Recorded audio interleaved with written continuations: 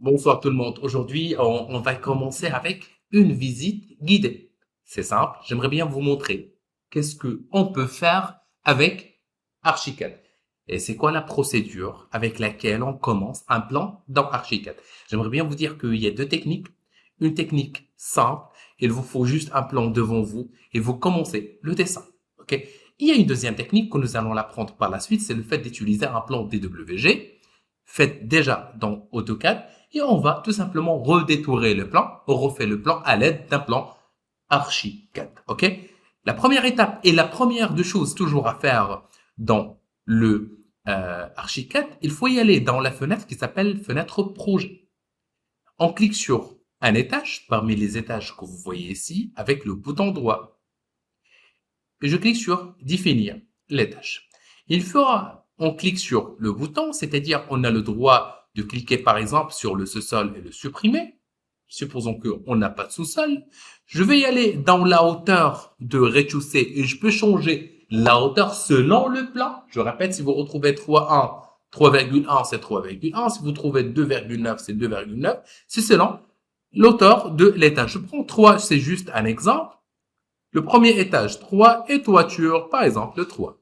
Quand vous voyez, c'est automatique. C'est-à-dire, si je change, par exemple, le rez-de-chaussée, j'ai choisi déjà 3, c'est-à-dire l'altitude de notre premier étage, c'est 3 mètres. Si je le change vers 3,2, je trouve ici 3,2 automatiquement et le cumule vers 6,2. C'est-à-dire, il calcule automatiquement les informations. Je clique sur OK. OK. Où suis-je maintenant? La première question. Où suis-je? Est-ce que je suis en rez-de-chaussée premier étage ou en toiture? C'est simple. Il faut voir si le rez-de-chaussée est en gras. Il est en gras, c'est-à-dire on est en rez-de-chaussée. En premier étage, un double-clic, je suis actuellement en premier étage. Donc, un double-clic pour spécifier ou choisir l'étage. Numéro 2, il faut cliquer sur Options, Préférences de projet, Unité de travail. Et si on doit utiliser l'unité de travail qu'on veut, le centimètre, le millimètre ou bien le mètre, je prends par exemple le centimètre et par la suite le tout se change vers le centimètre. On est d'accord? Bien. L'étape 2, on peut dessiner à l'aide d'un mur et non pas des traits. Ici, on n'a pas des traits. On travaille avec le mur directement. C'est-à-dire, je peux cliquer sur un mur, je peux cliquer sur la boîte de dialogue ici, et je peux choisir, par exemple, un mur simple. Voilà l'épaisseur. Au lieu de créer un décalage, etc. dans AutoCAD, non, ici c'est simple. Je peux choisir, par exemple, le 25 centimètres.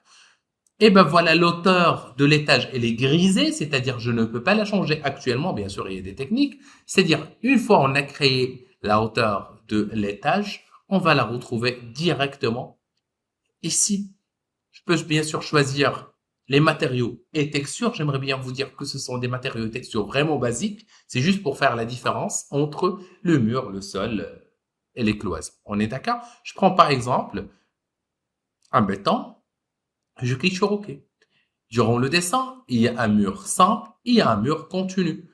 Si je clique ici, par exemple, je peux choisir, je maintiens la sélection pour choisir le type de mur. Est-ce que je veux un mur simple, un mur continu ou bien un mur rectangulaire? Donc, je commence avec plus ou moins un mur simple, juste pour vous montrer comment ça se passe ici. Je clique ici, un clic simple. OK? Et par la suite, je clique sur tabulation. Je sais que je travaille avec le centimètre, c'est-à-dire 1000 centimètres, ça va me donner en 10 mètres, on est d'accord? Allons-y, 1000. Et l'angle, c'est 0.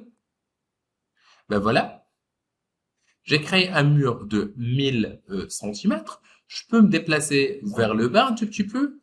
Tabulation, je peux choisir par exemple le 1500 et un angle de 90. Peut-être que vous allez me dire, monsieur, c'est pas la même chose par rapport au AutoCAD. J'aimerais bien vous dire que c'est un autre programme, c'est-à-dire, qu'est-ce qu'il faut faire? Il faut juste déplacer le mur dans plus ou moins la direction. Tabulation, vous pouvez spécifier la valeur, 1000. Et ici, quand vous voyez la valeur la plus proche pour que le mur soit droit, c'est 90. Ici, on est en 93. La valeur la plus proche, c'est 90. Donc 90, et je clique. On ne peut pas clôturer à l'aide de C. Par contre, il faut voir un marteau ou un crayon noir.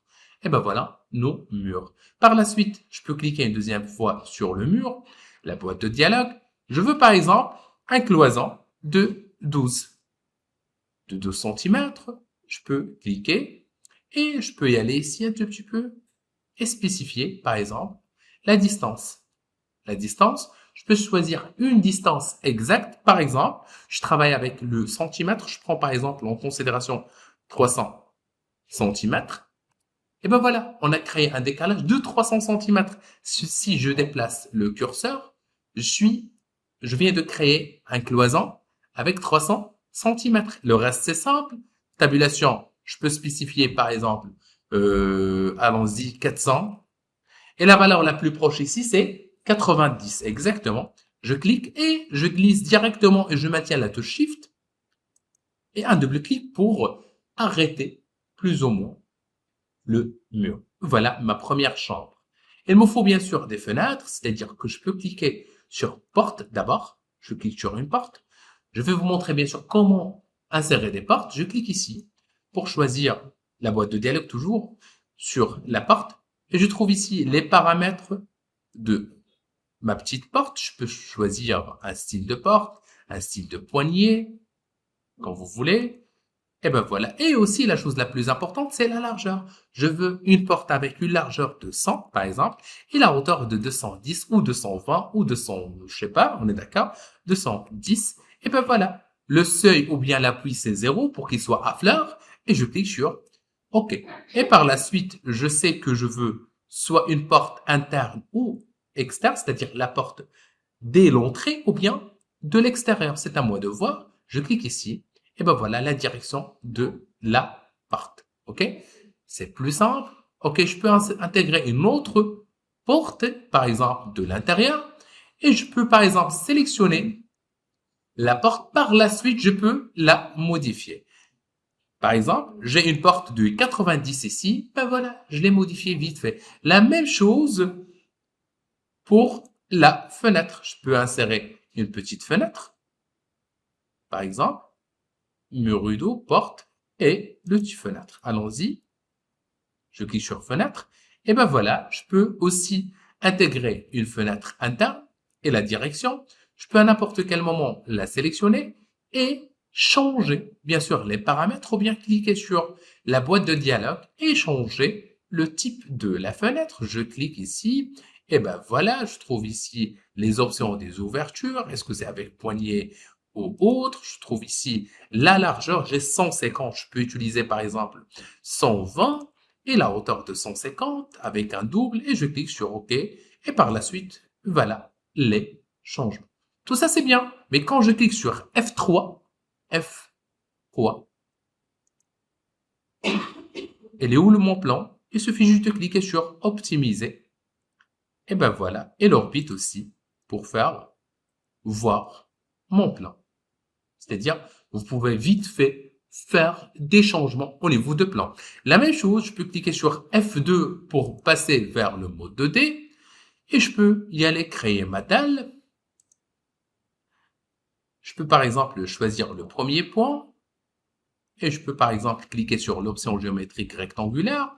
Si la forme elle est rectangulaire, pardonnez-moi.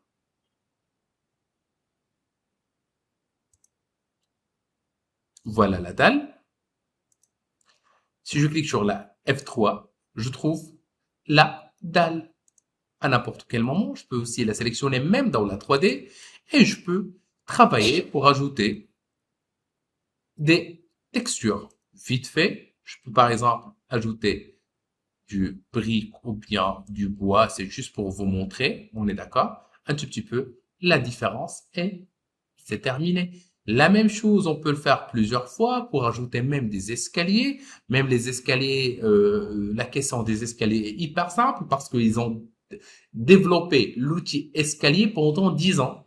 On est d'accord? C'est-à-dire, ils ont pu faire quelque chose vraiment hyper incroyable. OK? Donc, et vous pouvez à n'importe quel moment passer vers le premier étage, travailler dans le premier étage avec référence. C'est quelque chose que je vais l'expliquer par la suite. C'est-à-dire, à n'importe quel moment, je peux afficher mon tracé de référence et je peux travailler dans le premier étage facilement à l'aide des formes ou bien un dessin référentiel, le voilà, la dalle une deuxième fois et je peux créer d'autres murs et d'autres fenêtres et petit à petit jusqu'à la fin.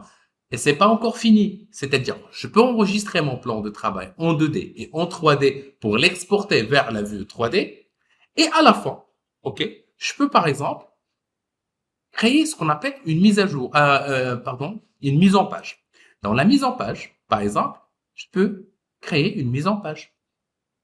Dans la mise en page, je peux créer une nouvelle mise en page, mine, le format ISO, par exemple, A1 ou A2, paysage au portrait, je peux créer la voilà, je peux à n'importe quel moment faire le retour et créer tout simplement et ajouter tout simplement notre rez-de-chaussée.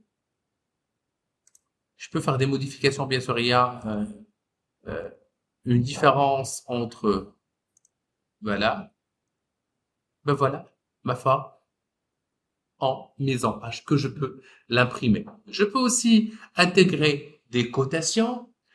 C'est vraiment un plan de travail vite fait. Je peux le créer, je peux le modifier sans le moindre problème. C'est ce qu'on peut faire, bien sûr, avec Archicad. C'était juste une visite guidée. À la prochaine.